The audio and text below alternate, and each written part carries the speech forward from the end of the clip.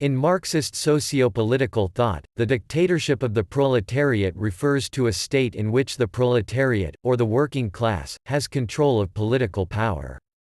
According to this theory, it is the intermediate system between capitalism and communism, when the government is in the process of changing the ownership of the means of production from private to collective ownership, and the existence of any government implies the dictatorship of one social class over another.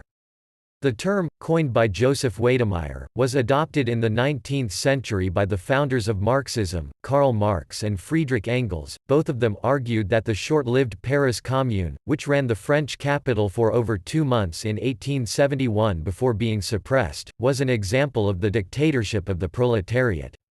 Dictatorship of the bourgeoisie is thus used as an antonym of dictatorship of the proletariat. It is termed dictatorship because it retains the state apparatus as such, with its implements of force and oppression, but differs from the popular notion of dictatorship which Marxists despise as the selfish, immoral, irresponsible and unconstitutional political rule of one man.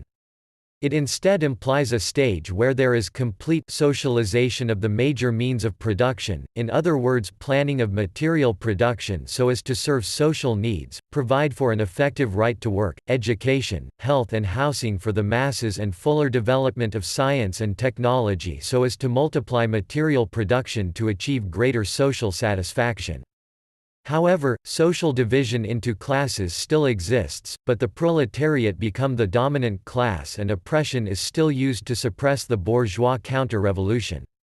There are two main trends for this political thought, yet both of them retain the state apparatus for its enforcement capabilities. Marxism-Leninism follows the ideas of Marxism and Leninism as interpreted by Vladimir Lenin's successor Joseph Stalin.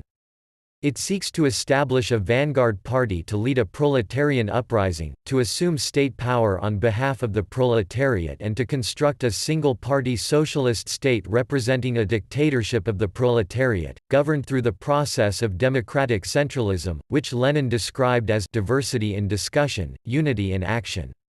Marxism-Leninism forms the official ideology of the ruling parties of China, Cuba, Laos and Vietnam and was the official ideology of the Communist Party of the Soviet Union and of the other ruling parties making up the Eastern Bloc. Libertarian Marxists, especially Luxemburgists, criticize Marxism-Leninism for its differences from orthodox Marxism and oppose the Leninist principle of democratic centralism and the Leninist strategy of vanguardism. Along with Trotskyists, they also oppose the use of a one-party state which they view as inherently undemocratic, although Trotskyists are still Bolsheviks, subscribing to Vanguard Party, democratic centralism and Soviet democracy, seeing themselves as the true successors of Leninism.